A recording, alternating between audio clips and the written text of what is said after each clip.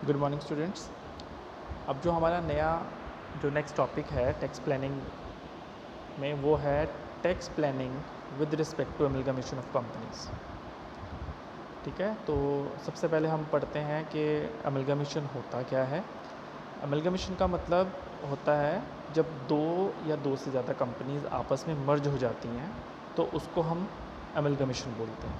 For example, एक company है ए limited और दूसरी कंपनी है बी लिमिटेड। ये दोनों कंपनीज आपस में मर्ज हो जाती हैं और एक न्यू कंपनी जो है फॉर्म करते हैं जिसका नेम होता है सी कंपनी।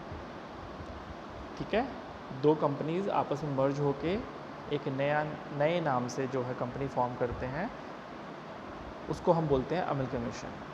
ठीक है, इसका एग्जांपल आज के टाइम पे सबसे बेस्ट एग्जांपल है वोडाफोन एंड आइडिया। ठीक है, दोनों कंपनीज मर्ज हो गई और दोनों कंपनीज ने मर्ज होकर क्या किया, एक नई कंपनी को फॉर्म किया, उसको हम बोलते हैं अमलगमेशन। ठीक है, नेक्स्ट आता है हमारे पास कि अमलगमेशन जो है वो होता क्यों है, कि कंपनी जो है वो अमलगमेशन क्यों करती है। ठीक है, तो इसका भी हम एक एग्जांपल के उसमें फॉर्म में उसको समझने की कोशिश करते हैं कि कंपनी, सपोज एक कंपनी है एक्स लिमिटेड और कंपनी है वाई लिमिटेड। दोनों कंपनी जो हैं वो सेम लाइन ऑफ बिजनेस में एंगेज हैं, यानी दोनों एक जैसे प्रोडक्ट या सर्विसेज प्रोवाइड करते हैं अपने कस्टमर्स को। और सेम लाइन ऑफ बिजनेस होने की वजह से दोनों में कंपटीशन भी काफ़ी ज़्यादा है। ठीक है, सेम लाइन ऑफ बिजनेस है, जैसे कि मैंने आपको अभी बताया था एग्जांपल वोडाफोन एंड आइडिया, दोनों टेलीकम्युनिकेशन सर्विसेज के अंदर है। तो दोनों एक जैसी सर्विसेज जो हैं वो प्रोवाइड कर रहे हैं अपने कस्टमर को। ठीक है, सेम लाइन ऑफ बिजनेस होने की वजह से क्या होगा, कंपटीशन ज़्यादा होगा और कंपटीशन ज़्यादा होने की वजह से इनकी जो ग्रोथ जो हो रही है वो थोड़ी स्लो हो जाती है।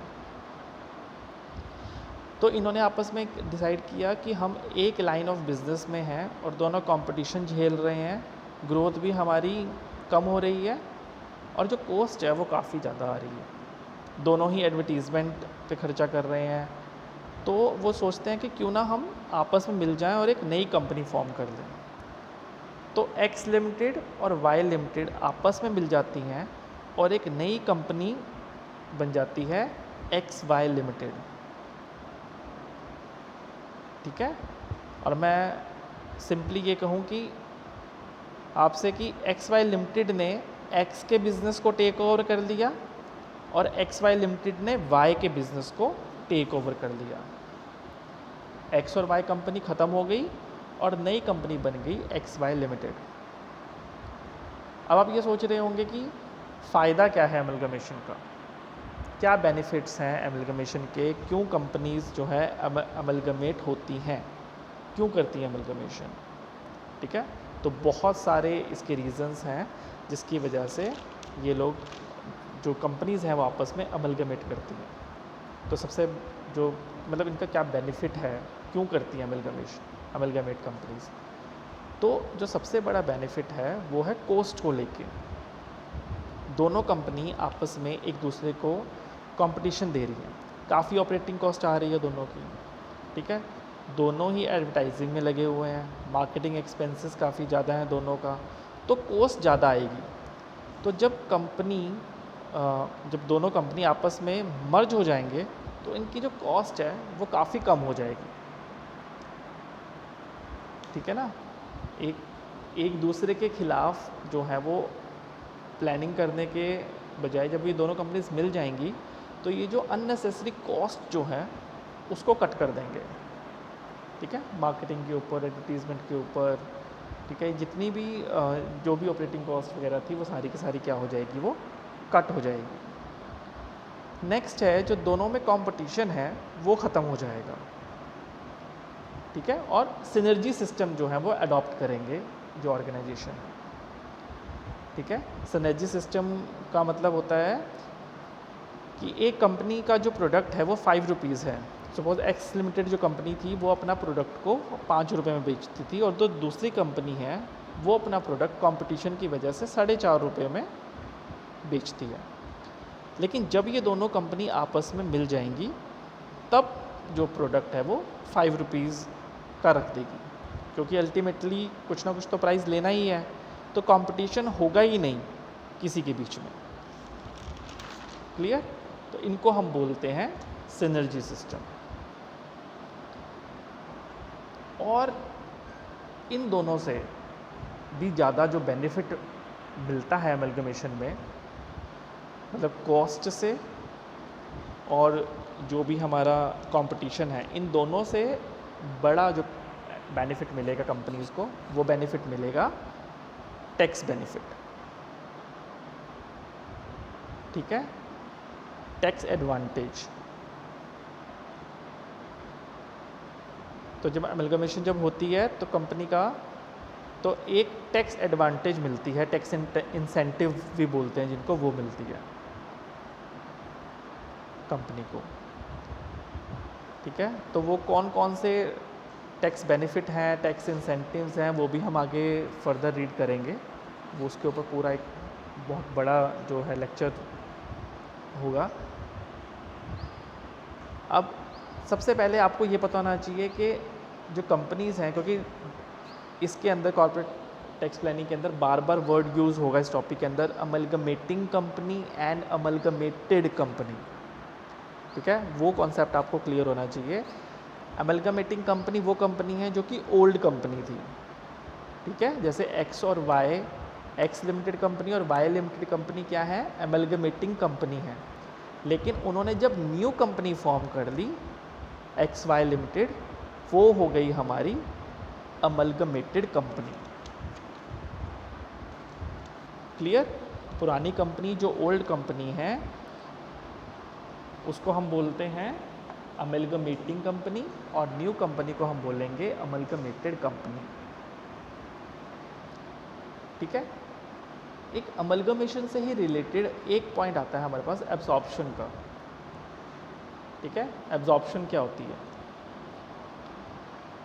एक कंपनी है सपोज ए लिमिटेड और एक कंपनी है बी लिमिटेड। ए लिमिटेड बी लिमिटेड को परचेज़ कर लेती है और अब बी लिमिटेड का भी जो नाम है वो ए लिमिटेड हो जाता है।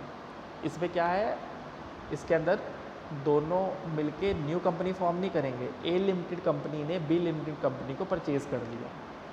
ठीक है, और अब बी लिमिटेड कंपनी का नाम भी क्या हो गया, ए लिमिटेड कंपनी। तो उस केस के अंदर हम क्या बोलेंगे इसको, एब्जॉर्प्शन। ठीक है, एब्जॉर्ब कर लिया ए कंपनी ने बी कंपनी को।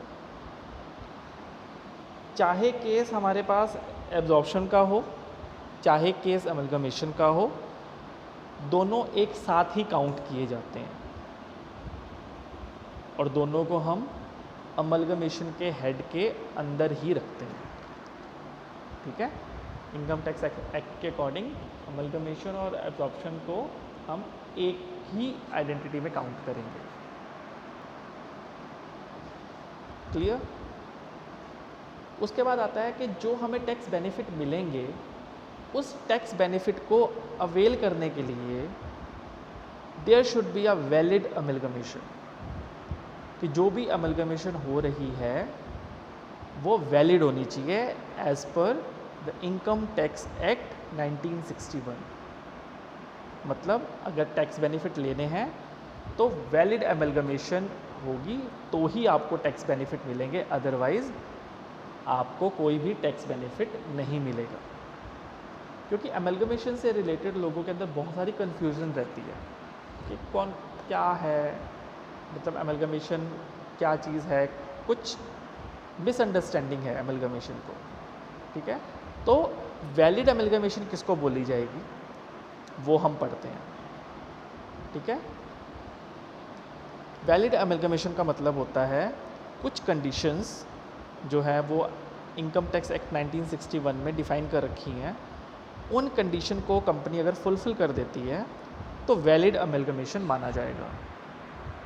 ठीक है, अगर कंपनी जो है अमलगमेट कर रही है और अमलगमेट करने के लिए जो इनकम टैक्स एक्ट के अंदर जो भी कंडीशंस या गाइडलाइंस दी हुई हैं उसके अकॉर्डिंग अगर कंपनी अमलगमेट कर रही है तो ही कंपनी को वैलिड अमलगमेशन में इंक्लूड किया जाएगा, अदरवाइज़ वो वैलिड अमेलगमेशन नहीं माना जाएगा और ना ही उनको कोई टैक्स बेनिफिट जो है वो मिलेंगे।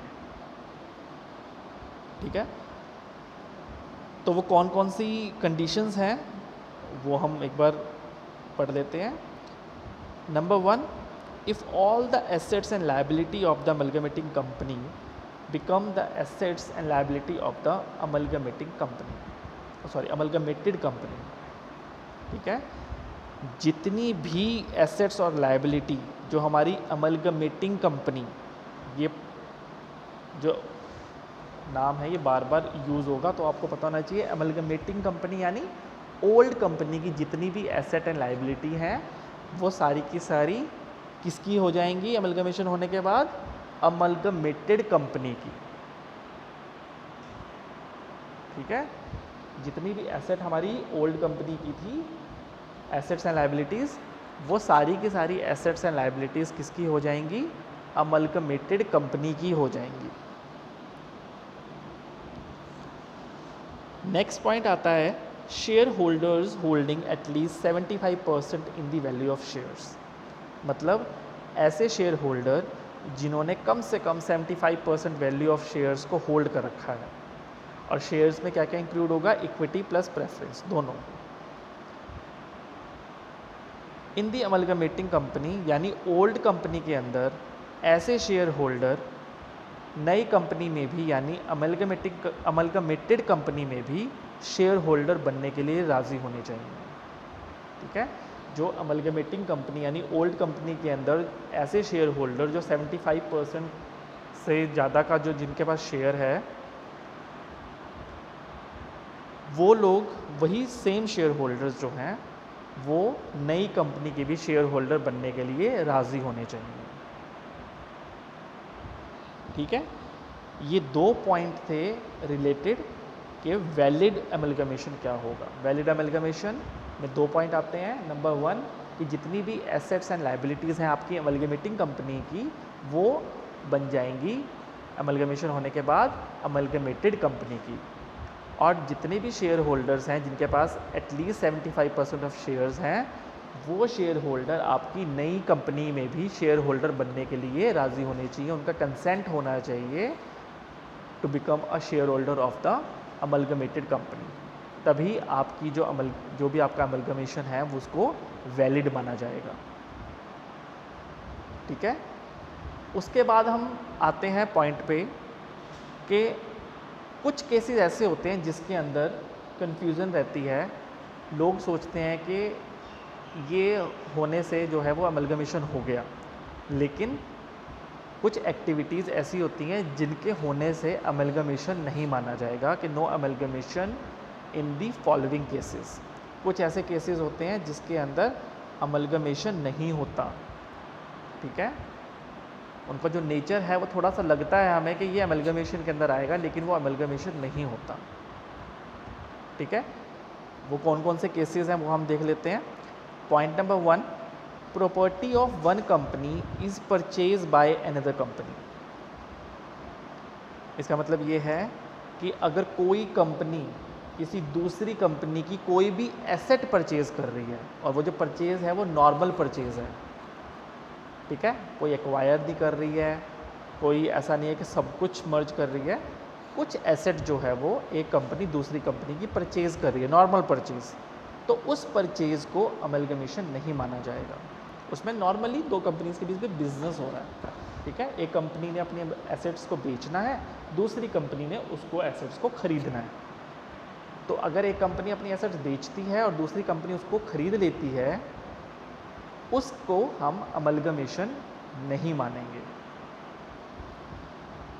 उसके बाद आता है company receive the property of other company at the time of liquidation from liquidator. आपको पता है कि जब किसी कंपनी का लिक्विडेशन होता है तो उसकी जो एसेट्स एंड लायबिलिटीज़ हैं, एसेट्स को रियलाइज़ किया जाएगा यानी सेल किया जाता है, और उसकी जितनी भी लायबिलिटीज़ जो हैं उनको पे ऑफ करते हैं। तो उसके लिए कंपनी का एक पर्सन अपॉइंट किया जाता है जिसको हम बोलते हैं लिक्विडेटर। तो मान लो यहाँ पर एक्स लिमिटेड कंपनी का जो है वो लिक्विडेशन हो गया, तो उसकी एसेट्स को सेल किया जाएगा लिक्विडेटर के थ्रू। तो अगर वाई लिमिटेड कंपनी इसकी एसेट्स को परचेज कर लेती है थ्रू लिक्विडेटर, तो यहाँ पर भी अमेलगमेशन नहीं माना जाएगा। अब वो जो लिक्विडेशन हो रहा है, लिक्विडेशन में कंपनी की एसेट्स को सेल किया जाएगा, तो उस एसेट को कोई ना कोई तो खरीदेगा ही, कोई ना कोई कस्टमर तो खरीदेगा ही। तो अगर कोई कंपनी उसके एसेट्स को परचेज़ कर लेती है, तो एसेट को परचेज़ करने का मतलब लिक्विडेशन होगा, मतलब सॉरी, वो जो है वो नॉर्मल परचेज़ होगी, वो अमलगमेशन नहीं माना जाएगा। क्लियर? 2 पॉइंट्स थे हमारे वैलिड अमलगमेशन को लेके, जिसके अंदर हमने पढ़ा कि जो एसेट्स एंड लायबिलिटीज़ हैं वो अमलगमेटिंग कंपनी की अमलगमेशन के बाद अमलगमेटेड कंपनी की हो जाएंगी, और शेयर होल्डर 75% से अबव जिनके पास शेयर हैं वो न्यू कंपनी के अंदर भी शेयर होल्डर बनने के लिए राज़ी होने चाहिए। उसके बाद अमलगमेशन कब कब नहीं माना जाएगा? जब भी कंपनी कोई अपनी एसेट को परचेज़ कर रही है किसी दूसरी कंपनी को, और वो जो परचेज़ है वो नॉर्मल परचेज़ है, it is a sort of business. ठीक है। और दूसरा पॉइंट कि अगर किसी भी कंपनी का कोई लिक्विडेशन होता है, लिक्विडेशन के टाइम पे अगर लिक्विडेटर कंपनी को रियलाइज़, जो एसेट एंड लायबिलिटीज़ हैं उनको एसेट को रियलाइज़ किया जाएगा यानी सेल किया जाएगा, और लायबिलिटीज़ को पे ऑफ किया जाएगा। तो एसेट को सेल करने के लिए अगर कोई कंपनी उसको परचेज़ करती है एसेट को, तो वो भी नॉर्मल परचेज़ माना जाएगा, वो अमलगमेशन नहीं माना जाएगा।